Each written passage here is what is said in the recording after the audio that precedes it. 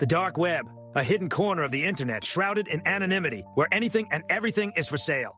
For years, it's been a playground for criminals, a digital Wild West. But what happens when the sheriffs learn to ride the same shadowy horses? This is the story of the biggest, most elaborate sting operation in the history of the dark web. A story of hubris, deception, and a digital ghost that came back to haunt its creators. This is the story of AlphaBay and Hansa. By 2017, the dark web had a king. Its name was AlphaBay. After the FBI shut down the infamous Silk Road in 2013, a power vacuum emerged. AlphaBay filled it, and then some. It was 10 times the size of Silk Road, a sprawling marketplace for drugs, stolen data, hacking tools, and firearms. With over 200,000 users and 40,000 vendors, it was a billion-dollar enterprise, all running on the untraceable fuel of cryptocurrency. The man behind the curtain was a 25-year-old Canadian named Alexandre Cazes. To the world, he was a successful tech entrepreneur living a life of luxury in Thailand with his wife. He drove Lamborghinis and lived in a sprawling villa. But online, he was Alpha 02, the shadowy administrator of a criminal empire. Cazes was meticulous about his operational security, using encryption and other techniques to mask his identity. He felt untouchable. But he made one small, fatal mistake. When he first started AlphaBay, he used his personal email address, pimpalex91hotmail.com, in a password recovery email. That single digital breadcrumb was all law enforcement needed.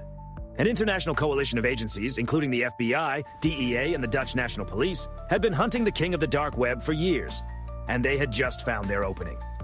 In early July 2017, the plan went into motion. But this wasn't just a takedown. It was a masterclass in psychological warfare. The FBI and Thai police coordinated a raid on Cazes' home.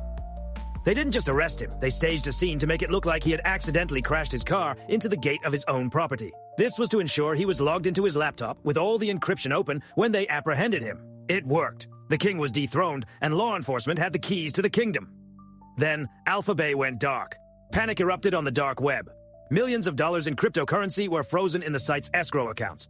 Vendors and buyers scrambled for a new home, and that's when they flocked to the third largest market at the time, Hansa. But here's the twist. The Dutch National Police had already taken control of Hansa a month earlier. They had secretly been running the entire marketplace, monitoring every transaction, every message, every user. When AlphaBay went down, law enforcement didn't just watch the refugees flood in, they opened the gates and welcomed them. For 27 days, Hansa was the world's biggest police-run honeypot.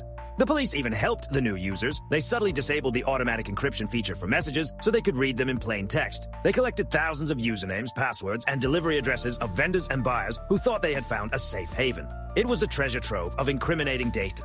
Then on July 20th, 2017, the trap was sprung. The U.S. Attorney General, Jeff Sessions, announced the takedown of AlphaBay. And in the same press conference, Europol revealed the stunning truth about Hansa. The dark web community was in shock. They hadn't just been caught, they had been played. The aftermath was devastating for the dark web's criminal ecosystem. The takedown led to the arrests of hundreds of vendors and users worldwide. The story of Alexandre Cazes came to a tragic end. A week after his arrest, he was found dead in his Thai jail cell, having apparently taken his own life.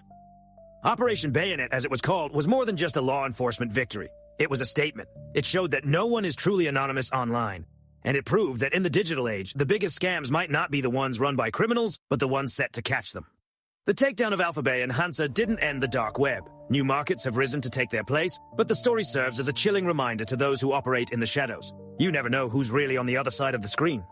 So what do you think about this incredible story? Was this a brilliant operation or a dangerous precedent? And is a final victory over the darknet even possible, or will a new digital hydra always rise to take its place? Let me know your theories and opinions in the comments below.